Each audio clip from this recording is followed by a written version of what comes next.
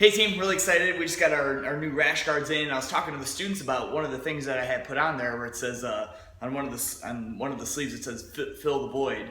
And I was talking to our students about that in classes and what exactly that means and why I would put that on our t-shirts or any of our rash guards that we wear in classes.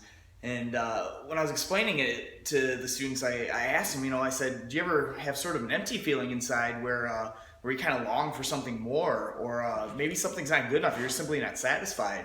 And I talked about that. That's sort of like a void. A lot of people talk about that. Even as you get older and you get way old in your 20s and 30s, and you're an old man to, 6 or 7 year old student. And I said, you experience that throughout your life, even as an adult, like a need to fill the void. And some people do it with some very unhealthy habits, whether it's eating, maybe something we call retail therapy, where we go out and shop and spend money we don't necessarily have in order to fill a void that's just never going to quite be filled with that. So I had it impressed upon me when I was a martial arts student. I was fortunate enough to fall in love with the martial arts at a younger age, at like 12, 13, and I knew that was part of my purpose in life. And what I found at the time was, in middle school, I was being bullied, and I kind of would go home and I was sad, and I did have a void in me, and I didn't know how to fill it.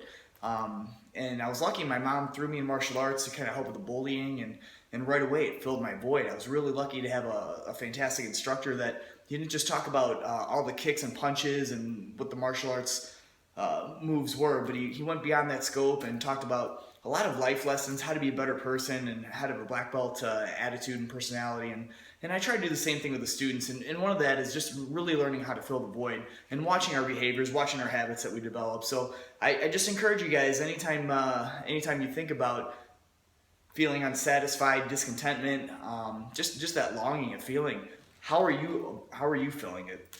Are you creating unhealthy habits, or are you maybe going towards something that is healthy, something productive? Maybe you're building a skill, or I don't know, whatever it is to you. So I'm passionate about martial arts. I think it's a great way to fill the void. Obviously, fitness is, there's a lot of healthy habits. So I just encourage you to watch your own behavior. When we all have that feeling of trying to fill a void, that how are you doing it? What are you doing about it? And we're also an example. So lead by example, and teach your kids, teach students how to fill the void in a healthy way. All right, thanks for listening.